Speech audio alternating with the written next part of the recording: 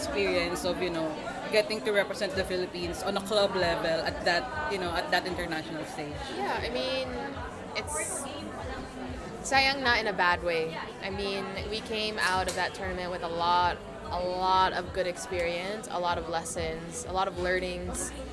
It was a very emotional kind of tournament to be able to represent the Philippines from a club level. We did it in 2022, like some invitational in Singapore. Before we left with Kaya to represent the Philippines, but to do it for the Champions League was,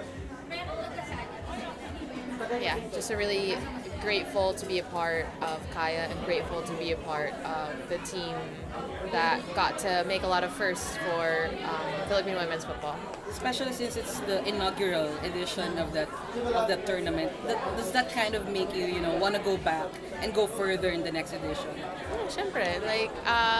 Like I said, it was bittersweet for it to end early, and it's it's not home and away like the men's. It's tournament style. So hopefully, as we continue to participate and keep our league going here, that we, as the Philippines, can continue to send teams to the league. And due to our ranking as a national team, we actually got to skip the preliminary stage, which was really, really nice to go immediately into the group stage. So, I mean, it all goes hand in hand and it all layers together. I'm grateful to be a part of both and to do my part, national team and club, and to come back here and to keep playing and keep growing as an individual, but also as a team.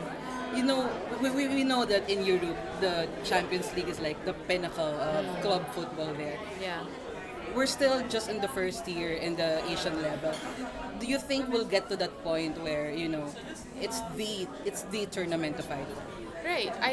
I mean, I definitely, that's the goal. That is the goal. But when you look at a goal, you have to see what steps there are to reach that goal. So when we look back and we come home and we see what we're missing, and we see that, I mean, in Europe and even like South America, that the grassroots, it's like football's in their blood. Mm-hmm. Like even Pablo growing up in Peru, it's in his blood. So hopefully, like it's in my blood, but hopefully we can share that and make opportunities here for kids to, just even get the opportunity. But opportunity takes a lot of investment and exposure, and if that's not there, then what do kids have to look forward to? So I hope, like I love seeing Azuri and I love Bichat and Tuloy for always being part of every football thing ever.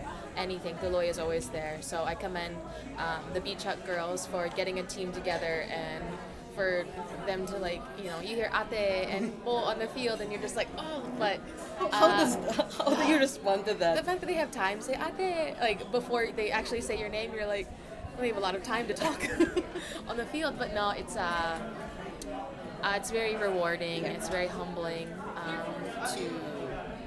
for people that I see as my counterpart, as my peers, as my coworkers, to give me that sign of respect. It's very humbling, medyo awkward. Like I feel aged at some point, but no, I take it because if I can share what I learned by playing here since 2016, if I can only share a little bit of what I learned with them, they can be more powerful, inspirational, and they can be the face of football next. I really hope that for the upcoming youth. You said opportunity, and we know that like Tolo is there, and then Bichat, and these are young kids. Yeah. These are like you said, you feel aged, but you see that like coming up, you see more teams in the future participating in the Women's Cup. Yeah, I mean, I started on Green Archers United, and that was a mix of recruits going into LaSalle and then alumni going into the college. It was like a mix of young, like I played with Mari, who's now playing with LaSalle, and M. I played with them when they were at Zobel, or just, I forgot where they were before, but it's nice to see it like come full circle for girls like that, and then where they can play afterwards. But it's just keeping girls in the sport.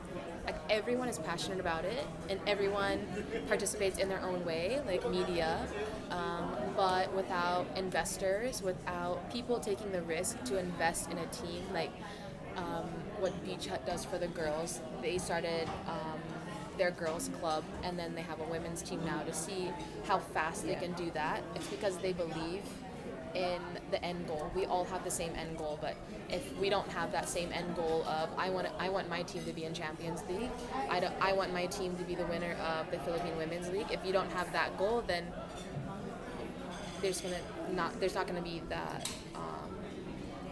willingness to take that risk. Women's sport is having a moment globally. I think you and I both know that. What's your message to, to maybe the higher ups, maybe people with deeper pockets than both of I do, to take that risk and also take a plunge in the Philippines and invest in women's sports here? It's those kinds of statements and questions always feel like I have to be so responsible. So in the best way that I can express it is that we're worth it. We're worth the investment. We're worth the hardship. Because I'm gonna say, especially here in the Philippines, women will always do it first, no matter what. Especially in sports, women will always do it first. So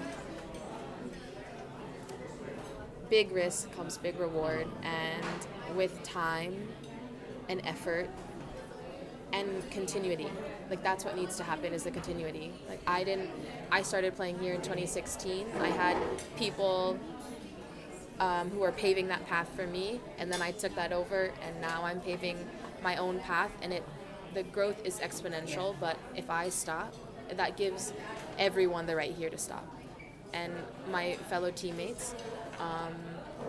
That's what I learned by playing here, is like you can't stop, and always believe that you're fighting for something greater and bigger for yourself. My dream is to have female sports be a career. I want to play, I want to do my passion. You do your passion, you do media for work, and that's your career. And those who do art, those who do music, those who are in business, if that's your passion and that's your career, it's a very lucky life to live. And I think if I had all the money in the world, I would give an opportunity to little boys and girls to have their passion be their career, because at the end of the day, that's what makes us happy.